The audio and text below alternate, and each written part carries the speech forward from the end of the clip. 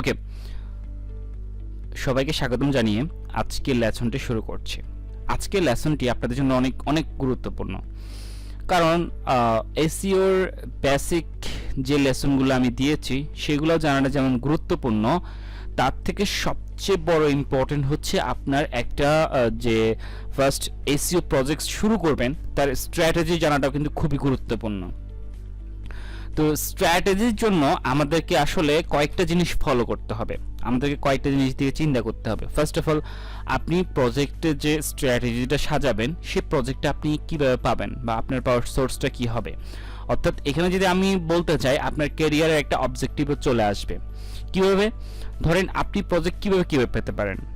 As an আমি digital marketer হিসেবে যদি আমি চিন্তা করি, আপনাদের জন্য হেল্পফুল ওয়েতে কীভাবে আপনারা প্রজেক্টটা পাবেন আমি সেই দিকে আলোচনা করার চেষ্টা করব।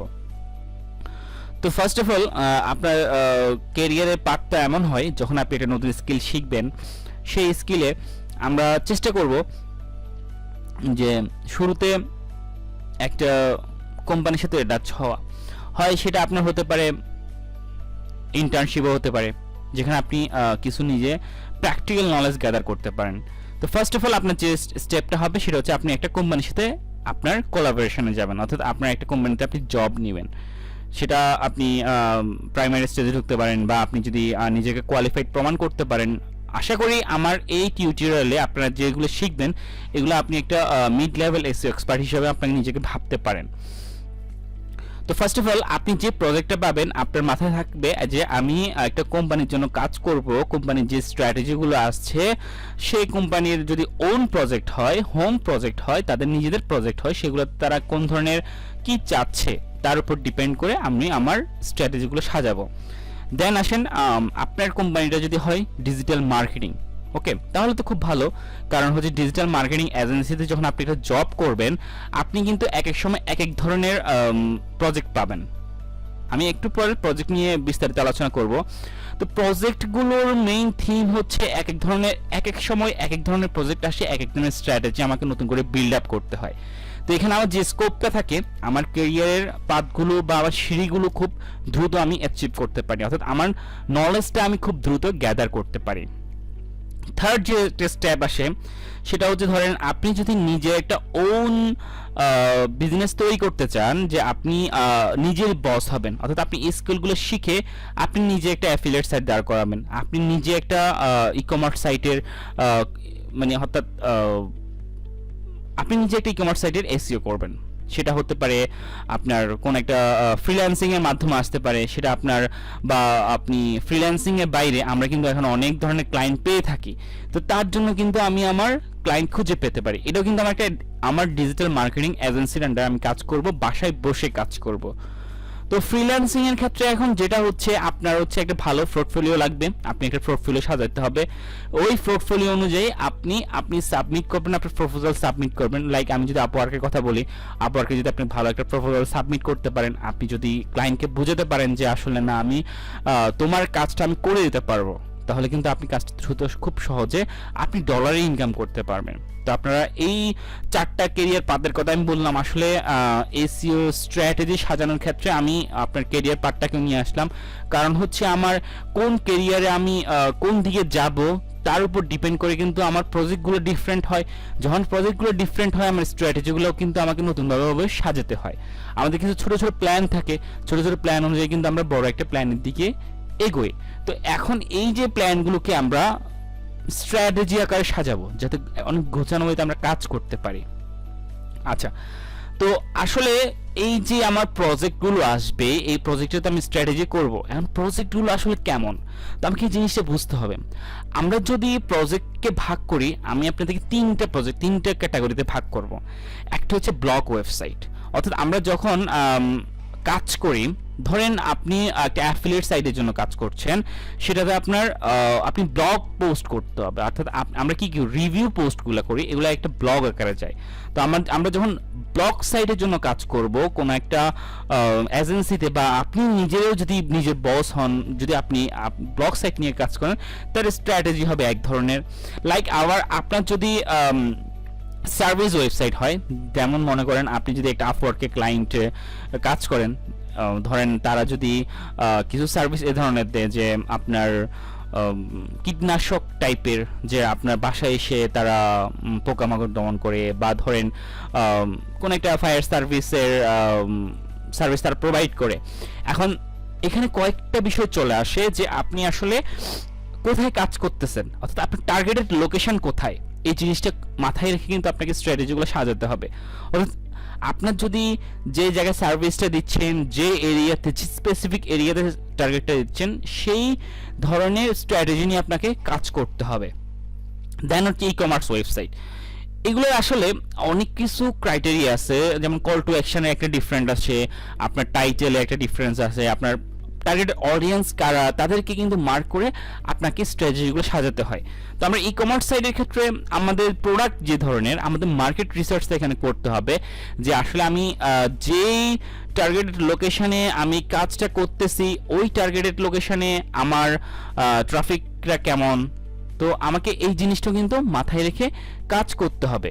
তো আমাদের যে জিনিসটা একটা প্রজেক্ট স্টার্ট করার জন্য আমাদের এসইওর ফার্স্ট স্ট্র্যাটেজির মধ্যে যেটা পড়ে সেটা হচ্ছে আমাদেরকে আন্ডারস্ট্যান্ডিং অফ বিজনেস।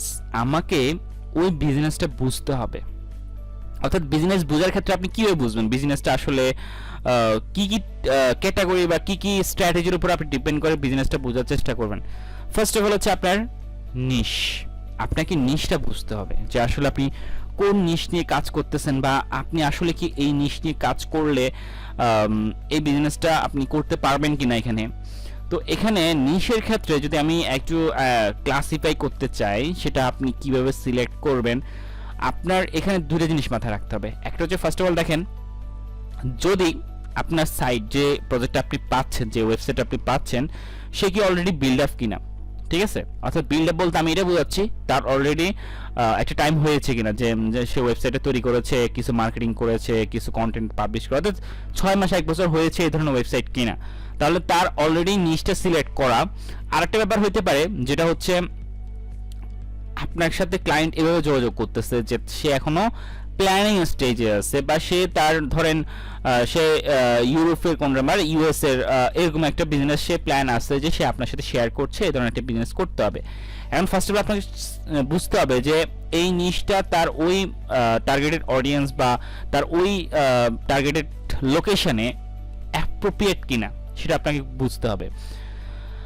তো তাহলে আপনাকে আগে বুঝতে হবে যে তার বিজনেসটা কি, অর্থাৎ তার নিশটা কি। সে কি ব্লগ সাইট ওয়েবসাইট করবে, নাকি সে ই কমার্স সাইট ডেভেলপ করবে, নাকি সে সার্ভিস ওয়েবসাইট ডেভেলপ করলেও তার ওই লোকেশনে কোন ধরনের সাইটে বেশি ইমপ্রুভ করবে। বা সে যদি চেষ্টাই করে যে আমি ই কমার্স ওয়েবসাইট করব, তাহলে ই কমার্স ওয়েবসাইট করার জন্য তাকে তার যে প্রোডাক্ট, অর্থাৎ তার যে নিশ, সে তার অডিয়েন্সের সাথে মিল আছে কিনা। তো এই ক্ষেত্রে আপনাকে কয়েকটা জিনিস তো অবশ্যই দেখতে হবে, যে আপনি যে ই কমার্স সাইটের জন্য যে সে প্রোডাক্টটা সিলেক্ট করেছে, এই প্রোডাক্টটা কি তার স্পেসিফিক লোকেশনের জন্য ডিমান্ডেবল, একটা গেল।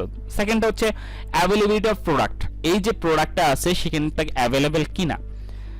তারপর হচ্ছে কম্পেয়ার উইথ কম্পিটিশন, অবশ্যই আপনি যে বিজনেসটা নিয়ে কাজ করবেন সেটা নিচ্ছে অবশ্যই কম্পিটিটর অবশ্যই আছে। তা আপনি এই যে যেমন একটা টাইটেল সিলেক্ট করার ক্ষেত্রেও কিন্তু আমরা কম্পিটিটরদেরকে বোঝার চেষ্টা করি যে আসলে কম্পিটিটররা কি আমার এই ধরনের টাইটেল ইউজ করতেছে কিনা, বা তারা কোন ধরনের টাইটেল ইউজ করে তারা অলরেডি সফল হয়েছে।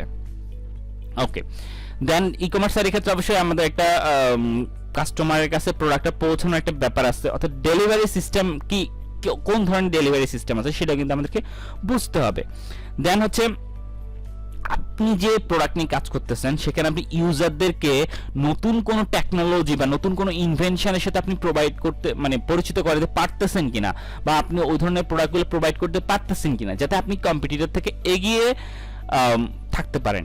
আমরা অলওয়েজ বিজনেসের ক্ষেত্রে যেটা চিন্তা করি যে একটা ইউনিকনেস নিয়ে আসা, যেটা আমাকে কিন্তু আসলে আমার কম্পিটিটর থেকে অনেক বেশি এগিয়ে রাখবে। ওকে, তাহলে আমি ফার্স্ট অফ অল যে ফোকাসটা করব, বিজনেসটা বোঝার চেষ্টা করব। দেন হচ্ছে আপনার ওয়েবসাইটের যে ওয়েবসাইটটা পেয়েছেন সেই ওয়েবসাইটের কারেন্ট পারফরমেন্স আর আপনি আপনার এসইও স্ট্র্যাটেজিগুলো অ্যাপ্লাই করার পরে পারফরমেন্সটা কেমন সেটা আপনি বোঝার জন্য আগে আপনার ওয়েবসাইটটাকে ভালো করে অ্যানালাইসিস করতে হবে। ধরেন আমি একটা এক্সাম্পল দিই, আপনি যেটা ওয়েবসাইট পেলেন সেটাতে মনে করেন জাস্ট 2000 ট্রাফিক আসছে বা ধরেন 1500 ট্রাফিক আসছে, ঠিক আছে, বা ইমপ্রেশন যেটা হয় সেটা ধরেন। এখন আপনি কাজ করার পরে আপনার ওয়েবসাইটে হয়তো আপনার 10,000 একটা ট্রাফিক চলে আসলো, ঠিক আছে। তো আপনি যে ইমপ্রুভমেন্ট হচ্ছে নাকি আপনার আসলে ইমপ্রুভমেন্ট হচ্ছে না সেটা কিন্তু একটা অ্যানালাইসিসের মধ্যে আপনাকে রাখতে হবে। দেন আমি সব কিছু অ্যানালাইসিস করার পরে ধরুন নতুন বিজনেস হলে আমি একটা নিশ সিলেক্ট করলাম, আর যদি পুরাতন বা 6 মাস পরে বা 1 বছর পরে যদি আমার ওয়েবসাইট আমার হাতে আসে তখন আমি অ্যানালাইসিস করার পরে আমার যে স্টেপটা আসবে আমি কিছু প্রফিটেবল কিওয়ার্ড খুঁজে বের করতে হবে, আমাকে কিওয়ার্ড রিসার্চে আসতে হবে।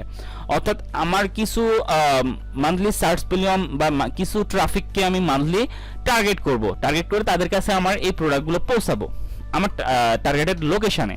তো এই জন্য কিন্তু আমার স্পেসিফিক কিছু কোয়ারি লাগবে, আমার কোয়ারিগুলো অনুযায়ী তো আমার ইউজাররা আসবে, তো আমাকে কিছু প্রফিটেবল কিওয়ার্ড সিলেক্ট করে নিতে হবে। দেন আরেকটা আসেন কম্পিটিশন সাইট অ্যানালাইসিস, অর্থাৎ আপনার যারা কম্পিটিটর আছে কম্পিটিটরদের সাইটগুলো অ্যানালাইসিস করতে হবে, তারা কোন কিওয়ার্ডগুলো ফোকাস করে তাদের ইউজারদেরকে তাদের সাইটে নিয়ে আসতেছে, কোন কোন সাইটে ব্যাকলিঙ্ক করে তারা ব্যাকলিঙ্কগুলো আপনার তারা অলরেডি রেফারেল ডোমেইনগুলোতে ব্যাকলিঙ্ক করে তারা তাদের সাইটে বা এসইওতে তারা র্যাঙ্ক করছে, আপনার ওই অ্যানালাইসিসগুলো করতে হবে। দেন তাদের এই যে প্রফিটেবল হওয়ার পিছনে কি কি ইফেক্টিভ ওয়েতে তারা কাজ করছে এই সকল বিষয় কিন্তু আপনাকে অ্যানালাইসিস করে নিতে হবে। দেন আমরা যখন এসইওর আগের টিউটোরিয়ালগুলোতে আমি বলেছিলাম যে আমরা মেইনলি 3টা ভাগে ভাগ করে রাখি, একটা অন পেজ, একটা অফ পেজ, একটা টেকনিক্যাল এসইও। এখন আমরা শুরুতে যেটা করব আমাদের সাইটের জন্য অবশ্যই আমাদের অন পেজ অপটিমাইজেশন করব, অর্থাৎ আমার সাইটের ভিতরে যা যা করার দরকার আমি সব কিছু কাজ করব। দেন আমি টেকনিক্যাল কিছু মেথড আছে টেকনিক্যাল কিছু ইমপ্লিমেন্ট করব, দেন আলটিমেটলি আমি অফ পেজ অ্যানালাইসিস চলে যাব। আর লাস্টলি আপনাকে অবশ্যই মেনটেন করতে হবে ডাটা অ্যানালাইসিস।